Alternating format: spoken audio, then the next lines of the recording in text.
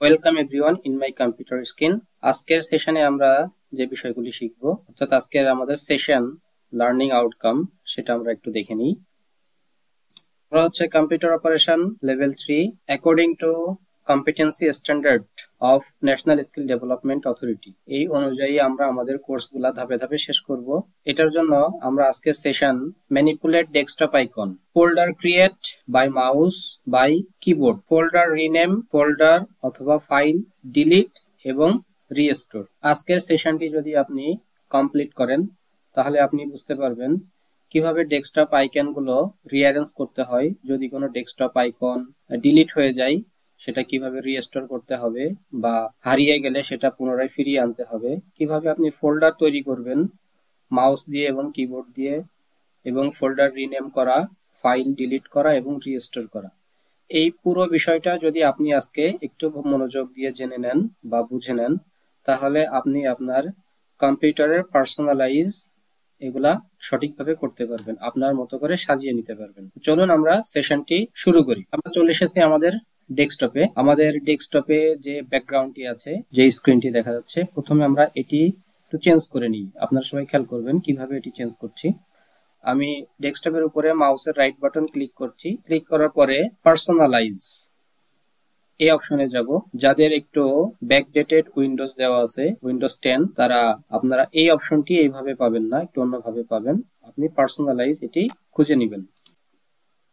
এটিতে আসার পরে থিমে আসার পরে আমি এখান থেকে যে থিমটি চুজ করব, সেই থিমটি আমার ডেস্কটপের ব্যাকগ্রাউন্ড হিসেবে অ্যাক্টিভ হবে। তো আমি ডিফল্ট যে থিমটি থাকে সেটি আমি চুজ করে নিচ্ছি। এখন যে দেখেন আমার ব্যাকগ্রাউন্ডটি চেঞ্জ হয়ে গেছে। আমার ব্যাকগ্রাউন্ডে আপনারা এই যেগুলা দেখতে পাচ্ছেন, এগুলা হচ্ছে আইকন, ডেস্কটপ আইকন। এই ডেস্কটপ আইকনগুলো আমরা রিঅ্যারেঞ্জ করতে পারি। আমি প্রত্যেকটা আইকন এক এক দিকে সরিয়ে নিচ্ছি।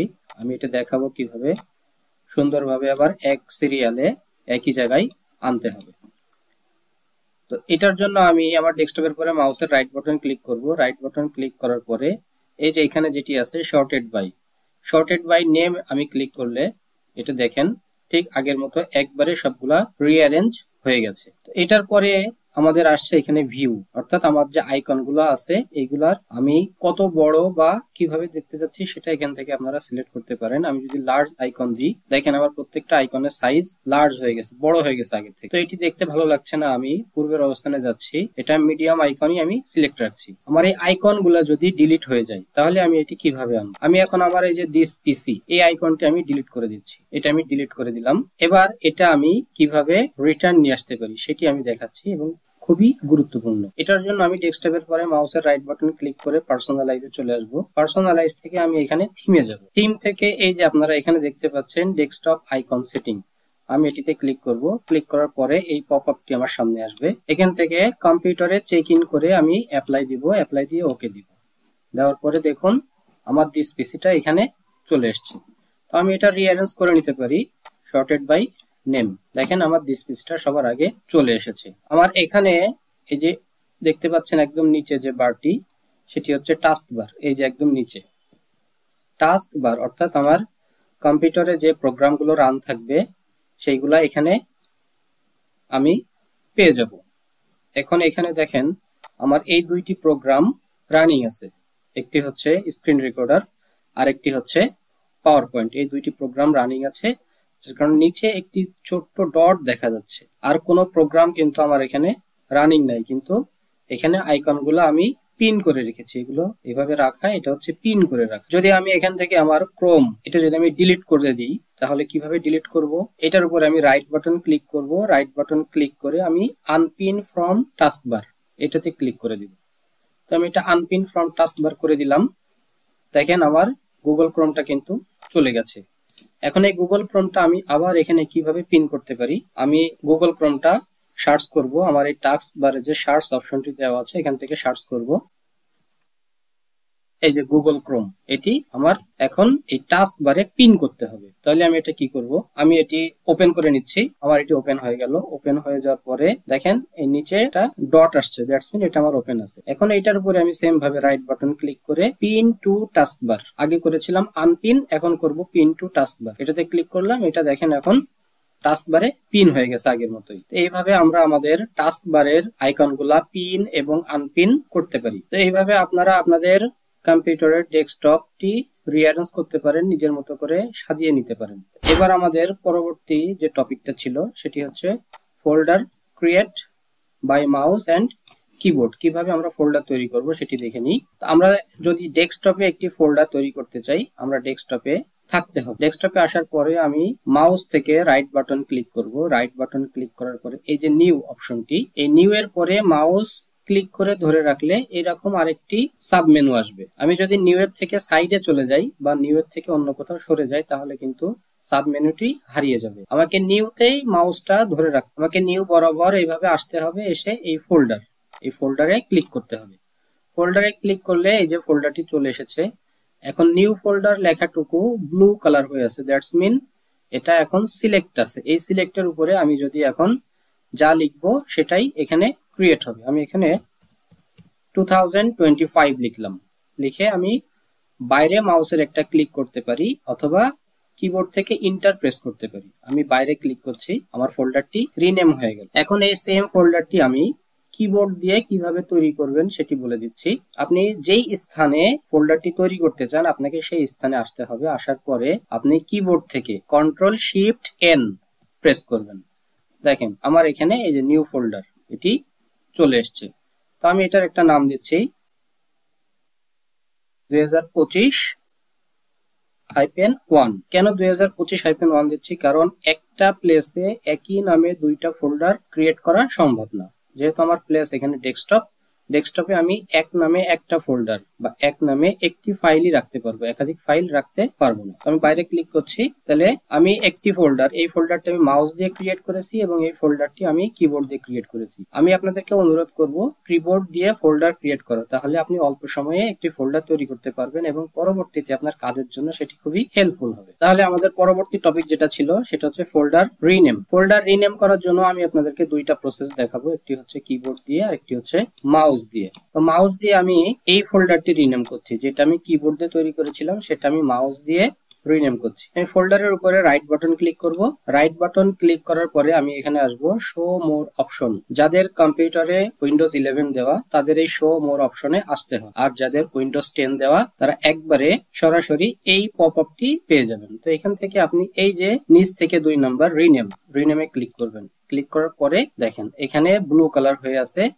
এটা আপনি ব্যাক স্পেস দিয়ে মুছতেও পারেন, না মুছলেও কোনো সমস্যা নেই। এরকম সিলেকশন থাকা অবস্থায় আপনি যা লিখবেন সেটাই হয়ে যাবে। তাহলে আমি এখানে লিখলাম রিনেম ফোল্ডার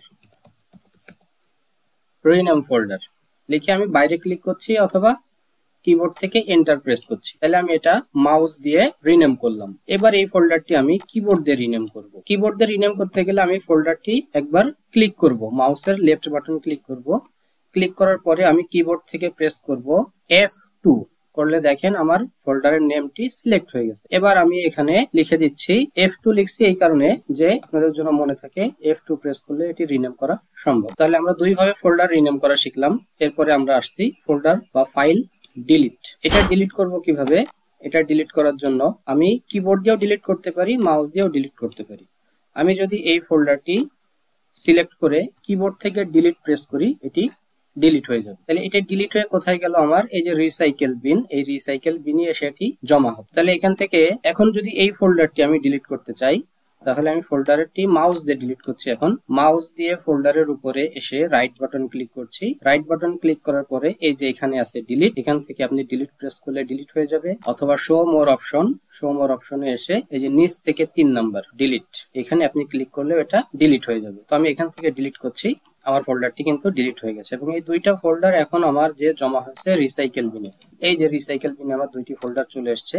এখন এটি আমি রিস্টোর করব। এখন রিস্টোর করলে যেই স্থান থেকে ফোল্ডারটি আমি ডিলিট করেছিলাম এই ফোল্ডারটি সেখানে গিয়ে আবার জমা হবে, অর্থাৎ আমার ফোল্ডারটি পূর্বের অবস্থানে আবার ফিরে যাবে। তো আমি ফোল্ডারটি সিলেক্ট করলাম। সিলেক্ট করার পরে এই দেখেন এখানে আসছে রিস্টোর দা সিলেক্টেড আইটেম, অর্থাৎ যেটি আমি নির্বাচন করেছি সেটা রিস্টোর হবে। এটা উইন্ডোজ 11 এ হবে, কিন্তু কিন্তু যারা উইন্ডোজ 10 বা আগের ভার্সনগুলো ব্যবহার করবেন তারা ফোল্ডারের উপরে রাইট বাটন ক্লিক করলেও এই যে এখানে রিস্টোর অপশনটি পেয়ে যাবেন। আপনি এখান থেকেও করতে পারেন, আবার এখান থেকেও করতে পারেন। তো আমি কোন ফোল্ডারটি রিস্টোর করছি, এখন রিনেম ফোল্ডার এটি রিস্টোর করছি, যেটি ডিলিট করেছিলাম ডেস্কটপ থেকে। তো আমি এটা ক্লিক করে এখানে রিস্টোরে ক্লিক করলাম।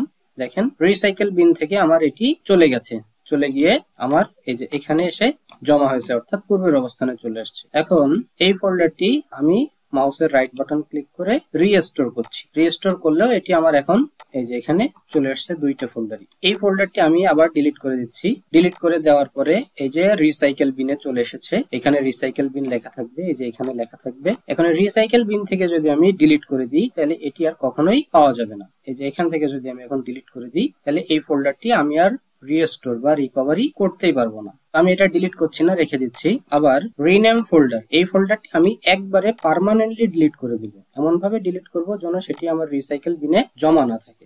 সেটার জন্য আমি ফোল্ডারটি সিলেক্ট করব মাউসের লেফট বাটন ক্লিক করে, তারপরে কিবোর্ড থেকে শিফট বাটন প্রেস করে ধরে রেখে আমি ডিলিট বাটনে ক্লিক করব। এই যে এখানে এখন ওয়ার্নিং দিচ্ছে আমাকে, are you sure you want to permanently delete this folder, অর্থাৎ এটিকে আমি একেবারে স্থায়ীভাবে ডিলিট করতে চাই। এখন আমি ইয়েস এ প্রেস করলে এটি স্থায়ীভাবে ডিলিট হয়ে যাবে। আমি এটা ইয়েস করে দিচ্ছি, ফোল্ডারটি ডিলিট হয়ে গেছে এবং এই ফোল্ডারটি কিন্তু আমার রিসাইকেল বিনে আসে নাই। আমার ফোল্ডারের নেম ছিল রিনেম ফোল্ডার। এই ছিল আজকে আমাদের সেশন। আশা করি সেশনটি আপনাদের জন্য হেল্পফুল হবে এবং ভালো লেগেছে। আমাদের পরবর্তী সেশন পাওয়ার জন্য চ্যানেলটি সাবস্ক্রাইব করুন এবং লাইক দিয়ে পাশে থাকবেন।